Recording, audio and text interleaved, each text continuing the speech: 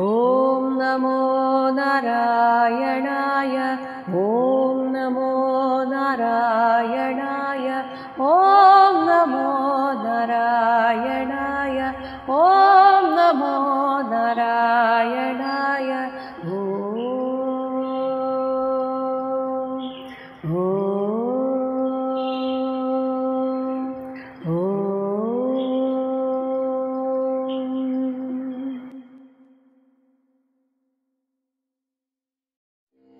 സ്ഥൂല ശരീരം നശിച്ചാലും സൂക്ഷ്മ ശരീരത്തിൽ നമ്മുടെ ആ ബോധം ഞാൻ എൻ്റേത് എന്ന ചിന്ത ഉള്ളിടത്തോളം സ്ഥൂല ശരീരത്തിൻ്റെയും കൂടെ സഹായത്തോടെ ചെയ്ത എല്ലാ കർമ്മങ്ങൾക്കും നമ്മൾ കർമ്മഫലം അനുഭവിക്കേണ്ടതുണ്ട് എന്ന് ഒന്നുകൂടെ വ്യക്തമാക്കുകയാണ്. കാരണം ഒരു പക്ഷേ സംശയം വന്നേക്കാം, സ്ഥൂല ശരീരം നശിച്ചു കഴിഞ്ഞാൽ പിന്നെ സൂക്ഷ്മ ശരീരം ഇത് അനുഭവിക്കേണ്ടതുണ്ടോ? അങ്ങനെ ഒരു സംശയമുണ്ടെങ്കിൽ ഉള്ള ഉത്തരമാണ് 70-ാമത്തെ ശ്ലോകം.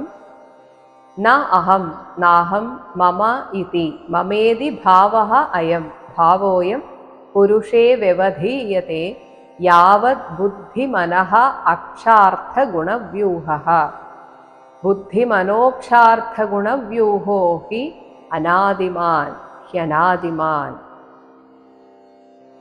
മോക്ഷം എന്ന് പറയുന്നത് ഈ സൂക്ഷ്മ ശരീരം ജീവനിലേക്ക് പൂർണ്ണമായും ലയിച്ചില്ലാതാവുന്നതിനെയാണ്.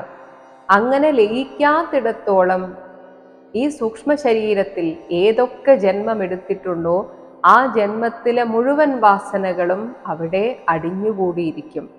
ഓരോ ജന്മമെടുക്കുമ്പോഴും ആ ജന്മത്തിലേക്ക് വേണ്ടി മാത്രമുള്ള കർമ്മഫലമാണ് തരുന്നത്. അത് അനുഭവിച്ച് തീരുമ്പോൾ ആ കർമ്മഫലം മാത്രം തീരുന്നു. അപ്പോഴും ഒരുപാട് ജന്മങ്ങളിലെ കർമ്മഫലങ്ങൾ അനുഭവിക്കാൻ ബാക്കിയുണ്ട്. മാത്രമല്ല, ഓരോ ജന്മം എടുക്കുമ്പോഴും വീണ്ടും പുതിയതായ ചിന്തകൾ നമ്മിലേക്ക് വരാറുമുണ്ട്. അതുകൊണ്ട് തന്നെ ബുദ്ധി മനഃ അക്ഷാർത്ഥ, ബുദ്ധി മനസ്സ്, അക്ഷാർത്ഥം എന്നാൽ ഇന്ദ്രിയങ്ങൾ, ഗുണങ്ങൾ എന്നാൽ ഇന്ദ്രിയ അർത്ഥങ്ങൾ, ഇന്ദ്രിയങ്ങളിലൂടെ നമ്മൾ അനുഭവിക്കുന്ന ശബ്ദസ്പർശ രൂപരസഗന്ധാദികൾ, ഇവയുടെ വ്യൂഹ, ഇതിൻ്റെ ഒരു കൂട്ടമാണ്, ഇതിൻ്റെ ഒരു സംഘാതമാണ് സൂക്ഷ്മ ശരീരം എന്ന് പറയുന്നത്. ഇത് അനാദിമാൻ, അനാദിയായിട്ട് എപ്പോഴാണ് നമ്മുടെ ജന്മം തുടങ്ങിയത് എന്ന് പലരും ചോദിക്കാറുണ്ട്. അതിന് ഉത്തരമില്ല. കാരണം ഇതൊരു ചക്രമാണ്. ഒരു ചക്രം വരച്ച് നമ്മുടെ കയ്യിൽ തന്നാൽ ഇതിൻ്റെ തുടക്കം ഏതാണ് എന്ന് ചോദിച്ചാൽ മനസ്സിലാവുകയില്ല. ഇതിങ്ങനെ തുടരുന്നു എന്ന് മാത്രമേ നമുക്ക് കരുതാൻ സാധിക്കുകയുള്ളൂ. എല്ലാറ്റിനും അപ്പുറം ഇതൊരു മായാപ്രകടനമാണ്, ഈശ്വരന്റെ മായാ പ്രകടനമാണ്. അതുകൊണ്ട് തന്നെ അതിന് കൃത്യമായി ഒരു ഉത്തരമില്ല. അതുകൊണ്ടാണ് അനാദിയായിട്ട് ഈ സൂക്ഷ്മ ശരീരം എന്ന് തുടങ്ങി എന്നതിന് ഉത്തരമില്ല. മാത്രമല്ല, എത്ര കാലം യാവത് ഹി, ഇത് ഉണ്ടോ, ഉള്ളിടത്തോളം കാലം അഹം മമ, ഞാൻ എൻ്റെ, ഇതി ഇങ്ങനെയുള്ള അയം ഭാവഃ, ഈ ദേഹത്തോട് ഒട്ടിച്ചേർന്നുള്ള ഒരു ഭാവമുണ്ട്. ആ ഭാവം പുരുഷേ ന വ്യവധീയതേ, ജീവാത്മാവിൽ നിന്ന് അകന്നിരിക്കുകയില്ല. ജീവാത്മാവിനെ ഇതൊന്നും ബാധിക്കുന്നില്ല. അത് നിർമ്മലമാണ്, ശുദ്ധമാണ്. പക്ഷേ ആ ജീവാത്മാവിൻ്റെ ചൈതന്യത്തോടുകൂടെ പ്രവർത്തിക്കുന്ന ഈ സൂക്ഷ്മ ശരീരത്തിൽ ഈ ഭാവം എല്ലായ്പ്പോഴും നിലനിൽക്കുന്നതാണ്. അതേസമയം ഗാഠനിദ്രയിൽ നമുക്ക് നമ്മെ പറ്റിയുള്ള ബോധം പൂർണ്ണമായും ഇല്ലാതാകുന്നുണ്ട്. അപ്പോൾ അതിനർത്ഥം ഈ ദേഹവുമായിട്ട് സൂക്ഷ്മ ശരീരം വേർപ്പെടുന്നു എന്നല്ലേ എന്നൊരു സംശയമുണ്ടെങ്കിൽ അതിനുത്തരം പറയുന്നു 71-ാമത്തെ ശ്ലോകം. സുപ്തി മൂർച്ഛ ഉപതാപേഷു, സുപ്തി മൂർച്ഛോപതാപേഷു പ്രാണായന വിഘാതതഃ ന ഈഹത്തെ അഹം ഇതി നേഹത്തെ അഹം ഇതി ജ്ഞാനം മൃത്യു പ്രജ്വാരയോഹോ അപി, മൃത്യു പ്രജ്വാരയോരപി. സുപ്തി, ഗാഠ സുഷുപ്തി, അതുപോലെ തന്നെ മോഹാലസ്യം വരിക, ആ സമയത്തും നമുക്കൊന്നും ഓർമ്മയുണ്ടാവുകയില്ല. അതുപോലെ ഉപതാപേഷു, വിരഹദുഃഖം പോലെയുള്ള സമയത്ത് നമ്മൾ ആരെക്കുറിച്ചാണോ ആലോചിക്കുന്നത് ആ ആളെക്കുറിച്ച് മാത്രമേ ചിന്തിക്കുകയുള്ളൂ. അതുകൊണ്ട് തന്നെ പരിസരബോധം നഷ്ടപ്പെട്ടതുപോലെയാണ് അത്തരത്തിലുള്ളവർ പെരുമാറുക. ഇതുപോലെ തന്നെ മൃത്യു സംഭവിക്കുന്ന സമയത്ത് പ്രജ്വാരയ, കഠിനമായ ജ്വരത്തിലും നമുക്ക് ബോധം നഷ്ടപ്പെടാറുണ്ട്. പക്ഷെ ഇതൊന്നും തന്നെ സൂക്ഷ്മദേഹവുമായിട്ട് സ്ഥൂലദേഹം വേർപെട്ടു എന്നതിൻ്റെ അർത്ഥമല്ല. അതായത് മരണത്തിൽ വേർപ്പെടുന്നുണ്ടെങ്കിലും സ്ഥൂല ശരീരത്തിലെ എല്ലാ ഭാവവും സൂക്ഷ്മ ശരീരത്തിലുണ്ട്. അതേപോലെ ഇവിടെ സംഭവിക്കുന്നത് പ്രാണായന വിഘാതതഃ. പ്രാണായനം എന്നാൽ ഇന്ദ്രിയങ്ങൾക്ക് ക്ഷീണം, ശക്തിക്ഷയം സംഭവിക്കുന്നത് കാരണമാണ് അഹം ഇതി ജ്ഞാനം, ഞാൻ എന്നുള്ള പ്രതീതി ന ഈഹതേ, വ്യക്തമാവാത്തത്. അവിടെ സൂക്ഷ്മദേഹവും സ്ഥൂലദേഹവും തമ്മിലുള്ള ബന്ധം മൃത്യു ഒഴിച്ച് ബാക്കി എല്ലാറ്റിലും ഉണ്ട്. പക്ഷെ നമുക്ക് ബോധമില്ലാത്തത് അവിടെ ഇന്ദ്രിയങ്ങൾ ക്ഷീണിക്കുന്നത് കൊണ്ടാണ്, ഇന്ദ്രിയങ്ങളുടെ ശക്തി ക്ഷയിക്കുന്നത് കൊണ്ടാണ്. ഇനി ബാല്യാവസ്ഥയിൽ നമുക്ക് അഹങ്കാരമില്ല. അതുകൊണ്ടാണ് കുട്ടികളുടെ ആ നിഷ്കളങ്കത എപ്പോഴും സൂക്ഷിക്കണമെന്ന് പറയുന്നത്. ആ അഹങ്കാരം വരാത്തത് ആ സമയത്ത് ഇന്ദ്രിയങ്ങൾ പൂർണ്ണ വളർച്ച എത്താത്തത് കൊണ്ടാണ് എന്ന് കരുതി ആ ലിംഗശരീരം ഇല്ല എന്നർത്ഥമില്ല. ഏതുപോലെ 72ാമത്തെ ശ്ലോകം, ഗർഭേ ബാല്യേ അപി അപൗഷ്കല്യാത് ഏകാദശവിധം, ബാല്യേയപ്യപൗഷ്കല്യാത് ഏകാദശവിധം തഥാ ലിംഗം ന ദൃശ്യത്തെ യൂനഃ പുഹ്വാം ചന്ദ്രമസഃ യഥാ. പുഹ്വാം, കറുത്ത വാവിന്റെ അന്ന്, ചന്ദ്രമസഃ, ചന്ദ്രന്റെ രൂപം പൂർണ്ണമായി കാണാറില്ല. അതിനർത്ഥം ചന്ദ്രൻ അവിടെ ഇല്ല എന്നല്ല. ഇതേപോലെ യൂനഃ, യുവത്വം വരുമ്പോഴാണ് നമ്മുടെ എല്ലാ ഇന്ദ്രിയങ്ങളും പൂർണ്ണ വളർച്ച പ്രാപിക്കുന്നത്. അതുകൊണ്ടാണ് ആ സമയത്ത് അഹങ്കാരം, ദേഷ്യം, അസൂയ, ഇങ്ങനെ എല്ലാതരം ഭാവങ്ങളും ഒരു മനുഷ്യനിൽ പ്രകടമാകുന്നത്. അതാണ് ഏകാദശവിധം. 5 ജ്ഞാനേന്ദ്രിയങ്ങളും 5 കർമ്മേന്ദ്രിയങ്ങളും അതിനെ നിയന്ത്രിക്കുന്ന മനസ്സും, ഇങ്ങനെ 11 ഇന്ദ്രിയങ്ങളാൽ വ്യക്തമാകുന്ന ലിംഗം എന്ന് വെച്ചാൽ ലിംഗശരീരം. ഈ സൂക്ഷ്മ ശരീരം അതിൻ്റെ സ്വരൂപം തന്നെ അഹന്തയാണ്. ഞാൻ എന്ന ഭാവം, അഹം എന്ന ആ ഭാവം വരുന്നത് കൊണ്ടാണ് യൗവനാവസ്ഥയിൽ പൂർണ്ണ വളർച്ചയെത്തുന്നു. അതേ ലിംഗശരീരം അഥവാ സൂക്ഷ്മ ശരീരം ഗർഭേ ബാല്യേ അപി, ഗർഭാവസ്ഥയിലും ബാല്യാവസ്ഥയിലും തഥാ അപൗഷ്കല്യാത്, പൂർണ്ണ വികാസം വരാത്തത് കൊണ്ടാണ് ന ദൃശ്യതേ, നമുക്ക് എല്ലാ വികാരങ്ങളും ഈ സമയത്ത് ഇല്ലാത്തത്. ബാല്യകാലത്ത് കുട്ടികൾക്ക് ആകെ ഒരാഗ്രഹമേ ഉള്ളൂ, കളിക്കണം. ഭക്ഷണം കഴിക്കുന്നത് പോലും മറ്റുള്ളവർക്ക് വേണ്ടിയാണ്. ആ സമയത്ത് ഉള്ളിലെ ഈഗോ, അഹം എന്ന ചിന്ത കൂടുതൽ ഇല്ലാത്തത് കൊണ്ടാണ് കുട്ടികൾ ഒന്നും ഓർക്കാതിരിക്കുന്നത്. അതായത് ആരെങ്കിലും ദേഷ്യപ്പെട്ടാലും പെട്ടെന്ന് സങ്കടം വന്നാലും പിന്നെ അതേ ആളുടെ അടുത്തേക്ക് പോകും. കുട്ടികൾ തമ്മിൽ വഴക്കടിച്ചാലും അതേ കുട്ടികൾ തമ്മിൽ വീണ്ടും സന്തോഷത്തോടുകൂടെ നിൽക്കും. പക്ഷെ വലുതാകും തോറും ഉള്ളിൽ ഒരിക്കൽ ദേഷ്യം വന്നു കഴിഞ്ഞാൽ അതിൻ്റെ വാസന അവിടെ അടിഞ്ഞുകൂടിയിരിക്കും. കാരണം അപ്പോഴേക്കും ഇന്ദ്രിയങ്ങൾ വികാസം പ്രാപിച്ചിരിക്കുന്നത് കൊണ്ടാണ്. 73ാമത്തെ ശ്ലോകം, അർത്ഥേഹി അവിദ്യമാനേ അപി ഹ്യവിദ്യമാനേപി സംസൃതിഃ ന സംസൃതിർന നിവർത്തതേ ധ്യായതഃ ധ്യായതോ വിഷയാൻ അസ്യ സ്വപ്നേ അനർത്ഥ ആഗമഃ സ്വപ്നേ അനർത്ഥാഗമോ യഥാ.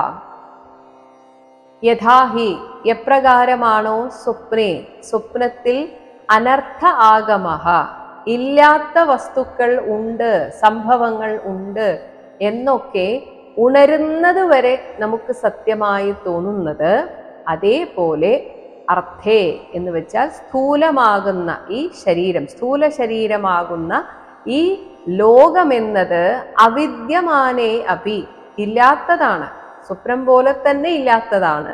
പക്ഷെ സ്വപ്നത്തിൽ എങ്ങനെയാണോ നമ്മൾ ഓരോന്നും ഉള്ളതായിട്ട് കണ്ട് പേടിക്കുകയോ സന്തോഷിക്കുകയോ ചെയ്യുന്നത്, ഇതേപോലെ ഈ ഭൗതിക വിഷയങ്ങളെ കുറിച്ച് ധ്യായതഃ ചിന്തിച്ചുകൊണ്ടേയിരിക്കുന്ന അസ്യ ഈ ജീവന്റെ സംസൃതി ജനന മരണക്ലേശം അജ്ഞാനത്തിൽ ഇരിക്കുന്നിടത്തോളം ന നിവർത്തതേ വിട്ടുമാറുകയില്ല.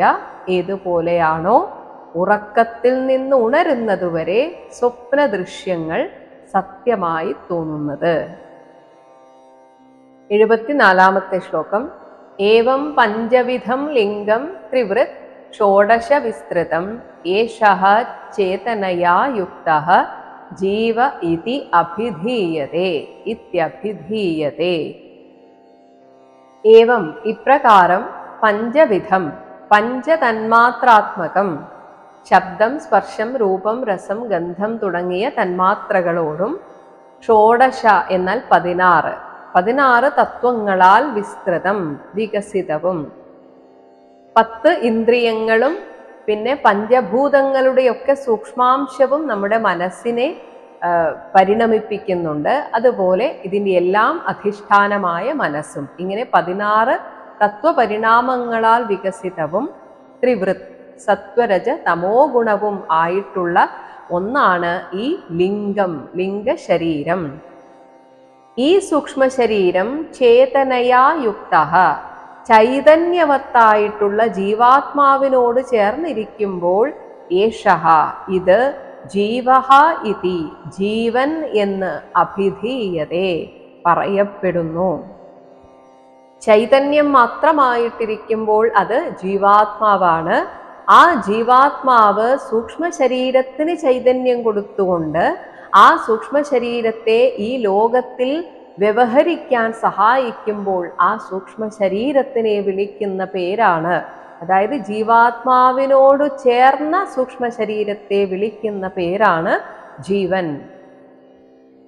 75-ാമത്തെ ശ്ലോകം. അനേന പുരുഷോ ദേഹാനുപാദത്തെ വിമുഞ്ചതി ഹർഷം ശോകം ഭയം ദുഃഖം സുഖം ച അനേന വിന്ദതി. അനേന ഈ സൂക്ഷ്മദേഹത്തിലൂടെ പുരുഷഃ ജീവൻ ദേഹാൻ സ്ഥൂലദേഹങ്ങളെ ഉപാദത്തെ സ്വീകരിക്കുന്നു, വിമുഞ്ചതി ത്യജിക്കുന്നു. അനേന ഈ സൂക്ഷ്മ ശരീരത്തിലൂടെ തന്നെയാണ് ജീവൻ ഹർഷം ശോകം ഭയം ദുഃഖം സുഖം ഇവയെ എല്ലാം പ്രാപിക്കുകയും ചെയ്യുന്നത്. വൈദ്യുതി മാത്രമായിട്ടിരിക്കുമ്പോൾ അതുകൊണ്ട് നമുക്ക് പ്രത്യേകിച്ചൊരു പ്രയോജനവും ഈ ലോകത്തിലില്ല.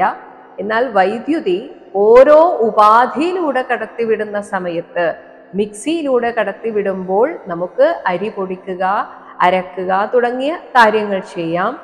വാഷിംഗ് മെഷീനിലൂടെ ആ വൈദ്യുതി പ്രവഹിക്കുമ്പോൾ നമുക്ക് തുണി അലക്കാം. ഇതുപോലെയാണ് ജീവൻ എന്ന വൈദ്യുതി സൂക്ഷ്മ ശരീരമാകുന്ന നമ്മുടെ ഈ അന്തഃകരണവുമായിട്ട് പ്രവർത്തിച്ചിട്ട് ഈ ശരീരമാകുന്ന ഉപകരണത്തിന്റെ സഹായത്തോടെ ഈ ലോകത്ത് പല കാര്യങ്ങൾ ചെയ്യുന്നു. 76-77 ശ്ലോകങ്ങളിലൂടെ മരണസമയത്ത് സൂക്ഷ്മ ശരീരം മറ്റൊരു ദേഹം കിട്ടാറാകുമ്പോൾ മാത്രമേ പഴയ ശരീരം ഉപേക്ഷിക്കുകയുള്ളൂ എന്ന് പറയുകയാണ്. യഥാ തൃണജലൂക ഇയം തൃണജലൂകേയം ന ആപയാതി അപയാതി ച നാപയാത്യപയാതി ച ന ത്യജേത് മ്രിയമാണഃ അപി ത്യജേന്മ്രിയമാണോ അപി പ്രാഗ്ദേഹ അഭിമതിം ജനഃ. 77 യാവദന്യം ന വിന്ദേത വ്യവധാനേന കർമ്മണ മനഃ ഏവ മനുഷ്യേന്ദ്ര ഭൂതാനാം ഭവഭാവനം. ഇയം തൃണജലൂക തൃണജലൂകം എന്നത് പുല്ലട്ട എന്നൊരു ജീവിയാണ്. ഈ ജീവിയുടെ പ്രത്യേകത, ഒരു പുല്ലിൽ നിന്ന് അടുത്ത പുല്ലിലേക്ക് ചാടുന്നതിന് മുൻപ് ആ പിടുത്തം കിട്ടണം. അപ്പോൾ മാത്രമാണ് ഈ പുല്ലിൽ ഇരിക്കുന്ന പുല്ലിനെ വിട്ടുപോവുകയുള്ളൂ. അതാണ് ആ പുല്ലട്ട എന്ന ജീവി ന ആപയാതി, താൻ ഇരിക്കുന്ന പുൽക്കൊടി കൈവിടാതെ, അപയാതി മറ്റൊന്നിനെ പിടിച്ചു വെക്കുന്നത്. എന്നിട്ട് ആ പിടി കിട്ടിയാൽ മാത്രമാണ് ഇത് വിടുന്നത്. യഥാ എപ്രകാരമാണോ അതുപോലെയാണ് ഓരോ ജീവനും മ്രിയമാണഹ അപി, മരിച്ചു പോകുന്ന അവസ്ഥയിൽ എത്തിയവനാണെങ്കിലും കൂടി ആ ജനഹ ജീവൻ കർമ്മണാം വ്യവധാനേന, പൂർവദേഹ ആരംഭ കർമ്മങ്ങളുടെ പരിസമാപ്തി കൊണ്ട് അന്യം യാവത്ത്, മറ്റൊരു ദേഹത്തെ ലഭിക്കാതിരിക്കുന്നിടത്തോളം കാലം, യാവത് ന വിന്ദേത, മറ്റൊരു ശരീരത്തിൻ്റെ ഒരു നിർമ്മാണം ഭഗവാനാൽ സങ്കല്പിക്കപ്പെടുന്നിടത്തോളം കാലം, പ്രാഗ്ദേഹ അഭിമതിം, പൂർവദേഹാഭിമാനത്തെ ന ത്യജേത്, കൈവിടുന്നതല്ല. അതായത് ഇവിടെ മരണം എന്ന അവസ്ഥയിൽ നമ്മൾ ശരീരം പോയാലും ആ സൂക്ഷ്മ ശരീരം മറ്റൊരു ദേഹത്തെ സ്വീകരിക്കുന്നതുവരെ പൂർവജന്മത്തിൽ ഉണ്ടായിരുന്ന ആ ദേഹാഭിമാനം മുഴുവൻ അതങ്ങനെ തന്നെ ഓർമ്മയിൽ ഉണ്ടാകും.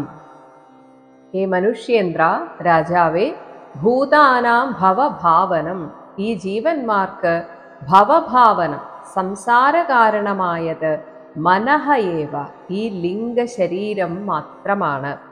അതുകൊണ്ട് തന്നെ ഈ സൂക്ഷ്മ ശരീരം അടുത്ത ഒരു ശരീരം കിട്ടുന്നതുവരെ തൻ്റെ കർമ്മവാസനകളിൽ കുടുങ്ങിക്കിടക്കും. അടുത്ത കിട്ടിയാൽ മാത്രമേ പുതിയ ശരീരത്തിലേക്ക് പോവുകയുള്ളൂ. അതുകൊണ്ട് തന്നെ ഈ സൂക്ഷ്മ ശരീരത്തിൻ്റെ ആ അനുഭവങ്ങൾ അല്ലെങ്കിൽ ആ കർമ്മങ്ങൾ തന്നെയാണ് അടുത്ത ജന്മത്തിൽ മറ്റൊരു ശരീരത്തിലിരുന്ന് ഇതേ സൂക്ഷ്മ ശരീരം അനുഭവിക്കുന്നത്. അവിടെ യാതൊരു തെറ്റും പറ്റുകയില്ല. അതായത് ഞാനാണോ ഇതൊക്കെ ചെയ്തത്, ഞാൻ ഇങ്ങനെയൊക്കെ കഴിഞ്ഞ ജന്മത്തിൽ ചെയ്തിട്ടുണ്ടോ എന്ന ചിന്തയ്ക്ക് യാതൊരു അടിസ്ഥാനവുമില്ല. അത് തെറ്റിയിട്ടില്ല. നമുക്ക് തോന്നുന്നതാണ് ഞാൻ ഇങ്ങനെയൊന്നും ചെയ്തിട്ടുണ്ടാവുകയില്ല, ഇത്രയും ദുരിതം അനുഭവിക്കാൻ മാത്രമുള്ള തെറ്റൊന്നും ഞാൻ ചെയ്തിട്ടുണ്ടാവുകയില്ല എന്നത് നമ്മുടെ വെറും തോന്നലാണ്. ആ സൂക്ഷ്മ ശരീരം മറ്റൊരു ശരീരം കിട്ടിയാൽ മാത്രമാണ് തൻ്റെ പൂർവദേഹ അഭിമാനം വിടുന്നത്. അതുവരെ താൻ ആരായിരുന്നു എന്ന ചിന്ത ഉണ്ട്. 78ാമത്തെ ശ്ലോകം. യഥാ അക്ഷൈഹി ചരിതാൻ, യഥാ അക്ഷൈശ്ചരിതാൻ ധ്യായൻ കർമാണി ആചിനുതേ അസകൃത്, കർമാണ്യാചിനുതേ അസകൃത് സതി കർമ്മണി അവിദ്യായാം, കർമ്മണ്യവിദ്യായാം ബന്ധഃ കർമ്മണി അനാത്മനഃ, കർമ്മണ്യനാത്മനഃ. യഥാ എപ്പോഴാണോ അക്ഷൈഹി പഞ്ചേന്ദ്രിയങ്ങളിലൂടെ ചരിതാൻ താൻ അനുഭവിച്ച ഭോഗങ്ങളെ ധ്യായൻ ചിന്തിച്ചുകൊണ്ട് കർമാണി അതിനനുസരിച്ചിട്ടുള്ള കർമ്മങ്ങൾ അസകൃത് തുടരെ ആചിനുതേ ചെയ്തുകൊണ്ടിരിക്കുന്നത്, അപ്പോൾ കർമ്മണി സതി കർമ്മം ഉള്ളത് അവിദ്യായാം അവിദ്യയിലാണെങ്കിൽ പോലും ആ ചിന്തയിലൂടെ നമ്മൾ അനാത്മനഃ ആത്മാവല്ലാത്ത ദേഹാദികളുമായിട്ടുള്ള കർമ്മണി കർമ്മത്തിൽ ബന്ധഃ ബന്ധം നിലനിൽക്കുന്നു. ഈ ചിന്ത കൊണ്ടാണ് നമ്മൾ കർമ്മവുമായിട്ട് ബന്ധപ്പെടുന്നത്. ആ ചിന്ത ഉള്ളിടത്തോളം കാലം ഇതെല്ലാം അവിദ്യയാണെങ്കിലും ആ ഭാവനയ്ക്ക് ശക്തിയുണ്ട്. ആ ശക്തി എപ്പോഴും നമ്മെ കർമ്മവുമായി ബന്ധിപ്പിച്ചുകൊണ്ടേയിരിക്കുന്നു. 79ാമത്തെ ശ്ലോകം. അതഃ തത് അപവാദാർത്ഥം, അതസ്തദപവാദാർത്ഥം ഭജ സർവാത്മനാ ഹരിം പശ്യൻ തദാത്മകം പശ്യൻസ്തദാത്മകം വിശ്വം സ്ഥിതി ഉത്പത്തി അപ്യയാഹ സ്ഥിത്യുത്പത്യപ്യയാ യതഃ. ഓരോ വ്യക്തിയിലും ഇത് ഞാൻ ചെയ്യുന്നു എന്ന അഹങ്കാരം വരുന്നത് കൊണ്ടാണ് കർമ്മവുമായി ബന്ധപ്പെടുന്നത്. അതേസമയം സർവത്ര നിറഞ്ഞിരിക്കുന്ന ആ ഭഗവാനിൽ മനസ്സുറപ്പിച്ച് ഭഗവാന്റെ കയ്യിലെ ഉപകരണമായിട്ട് ഈ ലോകത്ത് എന്നെ കൊണ്ട് എന്തൊക്കെ ചെയ്യിപ്പിക്കുന്നുവോ അത് ഈ ശരീരം ചെയ്യുന്നു എന്ന ഭാവനയിൽ എത്തിയാൽ മാത്രമേ ഈ കർമ്മബന്ധത്തിൽ നിന്ന് നമുക്കൊരു മോചനമുള്ളൂ. അതഃ ആകയാൽ തത് അപവാദാർത്ഥം ഈ കർമ്മബന്ധത്തിൽ നിന്ന് വേർപ്പെടുന്നതിനു വേണ്ടി ഹരിം ഭഗവാൻ ശ്രീഹരിയെ വിശ്വം ഈ ലോകം മുഴുവൻ തദാത്മകം ആ ഭഗവാൻ തന്നെയാണ് എന്ന് കണ്ടിട്ട് പശ്യൻ കണ്ടുകൊണ്ട് സർവാത്മനാ ഭജ എല്ലാ അർത്ഥത്തിലും ഭഗവതർപ്പണമായി കർമ്മങ്ങൾ ചെയ്യുക. സ്ഥിതി ഉത്പത്തി അപ്യയഃ ലോകത്തിൻ്റെ സൃഷ്ടിയും സ്ഥിതിയും സംഹാരവും ഒക്കെ യതഃ യാതൊരു ഭഗവാനിൽ നിന്നാണോ സംഭവിക്കുന്നത് ആ ഭഗവാന്റെ കയ്യിലെ ഉപകരണം മാത്രമാണ് ഞാൻ. അവിടെ ഞാൻ എന്നൊരു വ്യക്തിക്ക് ഒരു സ്ഥാനവും ഇല്ല എന്ന ഭാവത്തിലേക്ക് നമ്മൾ ഉയരണം. ഇനി മൈത്രേയ മഹർഷി പറയുകയാണ് 80-ാമത്തെ ശ്ലോകം.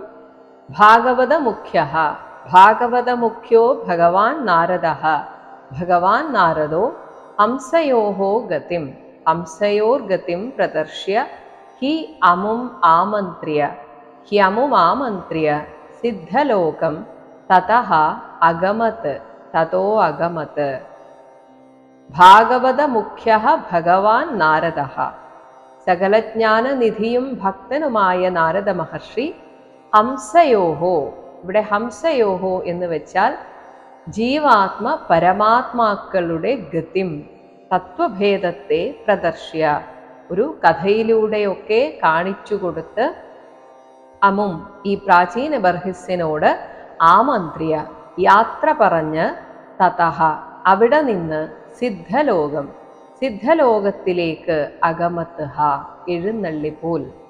അപ്പോൾ പ്രാചീന ബർഹിസിന് കാര്യങ്ങൾ പറഞ്ഞു കൊടുക്കാൻ വേണ്ടി എത്തിയ നാരദ മഹർഷി തനിക്ക് പറയേണ്ടതായിട്ടുള്ളതെല്ലാം പറഞ്ഞു കൊടുത്ത് പിന്നീട് സിദ്ധലോകത്തിലേക്ക് പോയി. 81-ാമത്തെ ശ്ലോകം. പ്രാചീന ബർഹി രാജർഷി പ്രജാസർഗ അഭിരക്ഷണേ ആദിശ്യ പുത്രാൻ അഗമത് തപസേ കപിലാശ്രമം. രാജർഷിയായ പ്രാചീന ബർഹിസ് പ്രജാസർഗ അഭിരക്ഷണേ പ്രജകളുടെ സംരക്ഷണ വിഷയത്തിൽ പുത്രന്മാരായ പ്രചേതസ്സുകളോട് പറയണം. കാരണം ഇപ്പോൾ പ്രചേതസ്സുകൾ അവിടെ ഇല്ല, അവർ തപസ്സിനായിട്ട് പോയിരിക്കുകയാണ്. ആ സമയത്താണ് നാരദ മഹർഷി ഉപദേശിച്ചത്. പിന്നീട് പുത്രന്മാരെ കാണണം എന്ന ആഗ്രഹം പോലും അദ്ദേഹത്തിന് ഇല്ലാതായി എന്നും മനസ്സിലാക്കണം. അതുകൊണ്ട് തന്നെ മക്കൾ വന്നു കഴിഞ്ഞാൽ ഇനി അവരായിരിക്കണം ഈ രാജ്യം ഭരിക്കേണ്ടത് എന്ന് ആദിശ്യ പറഞ്ഞേൽപ്പിച്ച്, അപ്പോൾ അവിടെയുള്ള മറ്റ് രാജപുരോഹിതന്മാരെയും മന്ത്രിമാരെയും ഒക്കെയാണ് ഈ കാര്യങ്ങൾ പറഞ്ഞേൽപ്പിക്കുന്നത്. എന്നിട്ട് ഒട്ടും താമസിയാതെ തന്നെ തപസ്സിനായി കപിലാശ്രമത്തിലേക്ക് അഗമത് പോയി. അപ്പോൾ പ്രാചീന ബർഹിസ് ഈ കേട്ടത് കൂടുതൽ മനനം ചെയ്യാനും കുറെയൊക്കെ അപ്പോൾ തന്നെ വിരക്തി വന്നു എന്നതുകൊണ്ടാണ് അദ്ദേഹം ഉടനെ തന്നെ കപിലാശ്രമത്തിലേക്ക് പോകുന്നത്. അപ്പോൾ ബാക്കി അവിടെ വെച്ച് തൻ്റെ തപസ് കഠിനമാക്കാൻ ഉദ്ദേശിച്ചുകൊണ്ട് പ്രാചീന ബർഹിസ് പോവുകയാണ്. 82-ാമത്തെ ശ്ലോകം. തത്ര ഏകാഗ്രമനാ വീരോ ഗോവിന്ദ ചരണാംബുജം വിമുക്തസംഗോ അനുഭജൻ ഭക്ത്യാ തത്സാമ്യതാം അഗാത്. തത്ര ആ കപിലാശ്രമത്തിൽ വെച്ച് വീരഹ, വീരനായ രാജാവ്, വിമുക്ത സംഗഹ, എല്ലാ സംഘവും വിഷയാസക്തിയും വിമുക്തം ഉപേക്ഷിച്ചിട്ട്, ഏകാഗ്രമനാഹ, ഏകാഗ്രചിത്തനായി, ഭക്ത്യ, ഭക്തിയോടുകൂടി, ഗോവിന്ദ ചരണാംബുജം അനുഭജൻ, ഭഗവാന്റെ ആ പാതാരവിന്ദത്തെ അനുഭജൻ, ഇടവിടാതെ ഭജിച്ചുകൊണ്ടിരുന്ന് അവസാനം തത്സാമ്യതാം, തത്സാരൂപ്യത്തെ, സാരൂപ്യമുക്തിയെ അഗാത്ത്, പ്രാപിച്ചു. അങ്ങനെ പ്രാചീന ബർഹിസിന് അത്രയും കാലം യാഗാദികൾ കൊണ്ടൊന്നും കിട്ടാത്ത മഹാഭാഗ്യം എല്ലാ സംഘവും ഉപേക്ഷിച്ച് ഭഗവാനെ ഭജിച്ചപ്പോഴാണ് ലഭിച്ചത്. 83-ാമത്തെ ശ്ലോകം. ഏതത് അധ്യാത്മപാരോക്ഷ്യം, ഏതദധ്യാത്മപാരോക്ഷ്യം ഗീതം ദേവർഷിണാ അനഘ, ദേവർഷിണാനഘ യഹ ശ്രാവയേത്, യഹ ശ്രാവയേത് യഹ ശൃണുയാത് സഹലിംഗേന വിമുച്യതേ. ഹേ അനഘ, ഇവിടെ ഇനി വിദുരരെയാണ് വിളിക്കുന്നത്. ദേവർഷിണ, ദേവർഷിയായ നാരദമുനിയാൽ ഗീതം ഉപദേശിക്കപ്പെട്ട അധ്യാത്മ പാരോക്ഷ്യം, അധ്യാത്മ വിദ്യാരഹസ്യമാകുന്ന ഏതത്, ഈ ഒരു തത്വബോധനത്തെ, യഹ, യാതൊരാൾ, ശ്രാവയേത്, മറ്റുള്ളവർക്ക് പറഞ്ഞു കൊടുക്കുന്നുവോ, എന്നിട്ട് ആരാണോ ഇത് ശ്രദ്ധയോടെ, യഹ ശൃണുയാത്, കേൾക്കുന്നത്, സഹ, അയാൾ, ലിംഗേന, ലിംഗദേഹത്തിൽ നിന്നും വിമുച്യതേ, വിമുക്തനായി തീരുന്നു. ലിംഗദേഹം ഉള്ളിടത്തോളം മുക്തിയില്ല. അപ്പോൾ ആ ദേഹവും ഭഗവാനിൽ ലയിക്കുമ്പോഴാണ് അതിനെ മുക്തി എന്ന് പറയുന്നത്. അപ്പോൾ ഇത് കേട്ടാൽ ഉടനെ മുക്തി എന്ന് ധരിക്കരുത്. ഈ പറഞ്ഞ കാര്യങ്ങളെക്കുറിച്ച് നിരന്തരമായിട്ട് മനനം ചെയ്ത് ജീവിതത്തിൽ അത് അനുഭവമായി തീരണം. അപ്പോൾ ഇങ്ങനെ പറയുന്നത്, നമ്മൾ ഒരാളോട് പറയുകയാണ്, 10 മണിക്കൊരു ബസ്സുണ്ട്, നിങ്ങൾ അതിൽ കയറി പോയാൽ 11 മണി ഏകദേശം നിങ്ങൾക്ക് അവിടെ എത്താം എന്ന് പറഞ്ഞാൽ അയാൾ അവിടെ എത്തി എന്നതിനർത്ഥമില്ല. ആദ്യം 10 മണിക്ക് ബസ് സ്റ്റോപ്പിൽ എത്തണം, എന്നിട്ട് കൃത്യമായിട്ട് ആ ബസ്സിൽ തന്നെ കയറണം, എന്നിട്ട് ഒരു തടസ്സവുമില്ലാതെ ബസ് കൃത്യസമയത്ത് എത്തേണ്ടിടത്ത് എത്തണം. ഇത്രയും ആയാലാണ് ഈ പറഞ്ഞത് സംഭവിക്കുക. പക്ഷെ പറയുമ്പോൾ നമ്മൾ വളരെ എളുപ്പത്തിൽ അങ്ങ് പറഞ്ഞു പോകും, 10 മണിക്ക് ബസ്സുണ്ട്, 11 മണിക്ക് നിങ്ങൾക്ക് അവിടെ എത്താം. ഇതുപോലെയാണ് നമ്മൾ ഭാഗവതത്തിലൊക്കെ കേൾക്കുന്ന എല്ലാ ഫലശ്രുതികളും. ഇത് കേട്ട ഉടനെ മുക്തി എന്ന് ധരിക്കരുത്. കേൾക്കുമ്പോൾ നമ്മുടെ മനസ്സ് മറ്റു വിഷയങ്ങളിൽ പോവാതെ ഇരിക്കും എന്ന് മാത്രമേ ഉള്ളൂ. ഇത് കേൾക്കാത്ത സമയത്തും നമുക്ക് ഭഗവാനെ അനുഭവിച്ചിരിക്കുന്ന ഒരു തലത്തിലേക്ക് നമ്മൾ ഉയരണം. അതിന് നിരന്തരമായി മനനം ചെയ്തുകൊണ്ടേയിരിക്കണം. വീണ്ടും ഒരു ഫലശ്രുതി തന്നെയാണ് പറയുന്നത്. 84-ാമത്തെ ശ്ലോകം.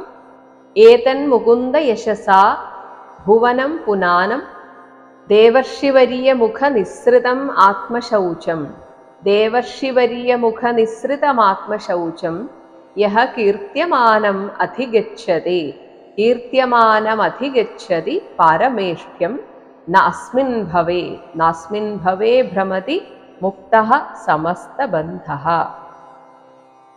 മുകുന്ദ യശസ, ഭഗവാന്റെ കീർത്തിയാൽ ഭുവനം പുനാനം, ഈ ലോകത്രയത്തെ പവിത്രീകരിക്കുന്നതും, ദേവർഷിവരിയ മുഖം, ദേവർഷി പ്രമുഖനായ നാരദ മഹർഷിയുടെ മുഖത്ത് നിന്ന് നിസ്സൃതം, നിർഗളിച്ചതും, ആത്മശൗചം, മനനം ചെയ്താൽ മനസ്സിലെ അഴുക്കിനെ നീക്കുന്നതും, പാരമേഷ്ഠ്യം, പരമപദമായ മുക്തിയെ പ്രദാനം ചെയ്യുന്നതും ആയിട്ടുള്ള ഏതത്, ഈ പുരഞ്ജനോപാഖ്യാനത്തെ, യഹ കീർത്യമാനം, യാതൊരുവൻ മനനം ചെയ്തുകൊണ്ട്, അത് അടിവരയിട്ട് പറയുകയാണ്, മനനം ചെയ്തുകൊണ്ട് ആ പുരഞ്ജനോപാഖ്യാനത്തിൽ പറഞ്ഞ കാര്യങ്ങൾ ഓരോ നിമിഷവും ചിന്തിച്ചുകൊണ്ട് ആരാണോ അധിഗച്ഛതി, അതിനെ ഉൾക്കൊള്ളുന്നത്, സഹ, അവൻ മുക്ത സമസ്ത ബന്ധഃ,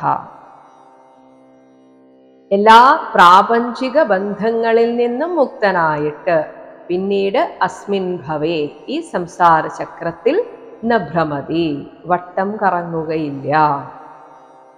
ക്ലാസ്സുകൾ കേൾക്കുന്നത് തീർച്ചയായും സന്തോഷമുള്ള കാര്യമാണ്. അത് നമ്മുടെ മനസ്സിൽ നിന്ന് മറ്റു ചിന്തകളിൽ നിന്നുള്ള മുക്തിയെ തരും. എന്നാൽ 24 മണിക്കൂറും നമുക്ക് ആർക്കും ഇത് കേട്ടുകൊണ്ടിരിക്കാൻ സാധിക്കില്ല. ഒരുപാട് ഉത്തരവാദിത്തങ്ങൾ നമുക്കെല്ലാവർക്കും ഉണ്ട്.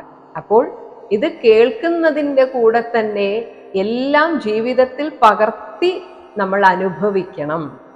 അപ്പോഴാണ് ഇതിനൊക്കെ ഒരു അർത്ഥമുണ്ടാവുകയുള്ളൂ. 85-ാമത്തെ ശ്ലോകം. അധ്യാത്മപാരോക്ഷ്യം ഇദം, അധ്യാത്മപാരോക്ഷ്യമിദം മയാ അധിഗതം അദ്ഭുതം, മയാധിഗതമദ്ഭുതം ഏവം സ്ത്രിയാ ആശ്രമഃ, സ്ത്രിയാശ്രമഃ പുംസഃ ഛിന്നഃ അമുത്ര, പുംസശ്ഛിന്നോ അമുത്ര ച സംശയഃ. അധ്യാത്മപാരോക്ഷ്യം, അധ്യാത്മതത്വത്തെ പരോക്ഷമായി പ്രതിപാദിച്ച അദ്ഭുതം, നമുക്കൊരു കടങ്കഥ പോലെ തോന്നിപ്പിച്ച ഇതം പുരഞ്ജന ചരിതത്തെ മയാ അധിഗതം, ഞാൻ എൻ്റെ ഗുരുക്കന്മാരിൽ നിന്ന് അറിഞ്ഞതാകുന്നു എന്ന് മൈത്രേയ മഹർഷിയാണ് പറയുന്നത്. ഇത് ഏവം പുംസഹ, ഇപ്രകാരം ഇതിൻ്റെ അർത്ഥം മനസ്സിൽ ബോധിച്ചു കഴിഞ്ഞാൽ, അതൊരു അനുഭവമായി കഴിഞ്ഞാൽ, ഇതിൽ പറഞ്ഞിരിക്കുന്നത് പോലെ തന്നെ സ്ത്രീയ എന്ന് വെച്ചാൽ മായാകാര്യമായ ബുദ്ധിയോട് ചേർന്നിട്ടുള്ള നമ്മുടെ ആശ്രമഃ, അഹങ്കാരം ഛിന്നഃ, വിച്ഛേദിക്കപ്പെട്ടു പോകും. മാത്രമല്ല പിന്നീട് പ്രാചീന ബർഹിസിന് നമ്മുടെ കർമ്മഫലത്തെക്കുറിച്ചൊക്കെ ഉപദേശിച്ചിരുന്നു. അങ്ങനെ അമുത്ര, മറ്റൊരു ലോകത്ത് വെച്ചുള്ള നമ്മുടെ കർമ്മഫല അനുഭവത്തെ സംബന്ധിച്ചുള്ള സംശയഃ ച, സന്ദേഹവും അകന്നു പോകുന്നതാണ് എന്ന് പറഞ്ഞുകൊണ്ടാണ്. വലിയൊരു അധ്യായമായിരുന്നു ഇത്. 85 ശ്ലോകങ്ങളുള്ള അധ്യായം. ശ്രീമദ് ഭാഗവതേ മഹാപുരാണേ ചതുർത്ഥസ്കന്ധേ വിദുരമൈത്രേയ സംവാദേ പ്രാചീന ബർഹിർ നാരദ സംവാദോ നാമ 39 അധ്യായഃ. ഹരേ രാമ ഹരേ രാമ ഹരേ രാമ രാമ ഹരേ കൃഷ്ണ ഹരേ കൃഷ്ണ ഹരേ കൃഷ്ണ കൃഷ്ണ ഹരേ രാമ ഹരേ രാമ ഹരേ രാമ രാമ ഹരേ കൃഷ്ണ ഹരേ കൃഷ്ണ ഹരേ കൃഷ്ണ കൃഷ്ണ ഹരേ രാമ രാമ ഹരേ കൃഷ്ണ കൃഷ്ണ ഹരേ രാമ രാമ ഹരേ കൃഷ്ണ കൃഷ്ണ.